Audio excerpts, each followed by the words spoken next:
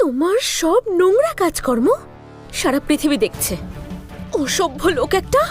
অংশিকা, কোন social media? আর তুমি এইসব ফালতু সাইডে সময় কেন নষ্ট করছো? এই সব কিছু ওই নোংরা মেয়েটার জন্য হচ্ছে। আমি ওকে ছাড়বো না। একবার ওই মেয়েকে আমি নিজের হাতের মুঠোয় আনি, তারপর ওকে শেষ করে দেব। প্রাণে মেরে ফেলবো আমি ওকে। শান্ত হয়ে যাও তুমি। এই বড়লোকের ছেলেরা এই রকমই হয়। এদের শখ খুবই রঙিন হয়।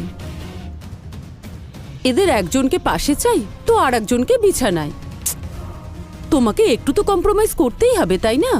শুধু আমি জানি বড়লোক ছেলে পটানোর জন্য আমি কি কি করেছি, সেটা শুধু আমি জানি। কি হয়েছে দাদা, সব ঠিক আছে তো? হ্যাঁ, সবকিছু ঠিকই আছে।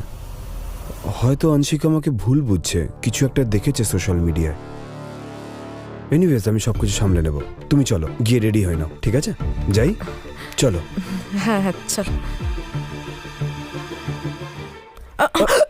আরে কি হলো? ওই পা পিছলে গেছে। তুমি ঠিক আছো? এক মিনিট, আমি তোমাকে হেল্প করছি। ওয়েট। খুবই ভারী হয়ে গেছো তুমি। তাই বুঝি?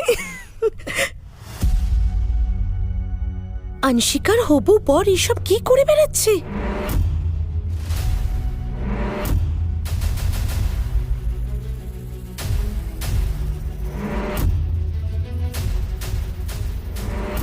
এবারেই তো হবে আসল মজা।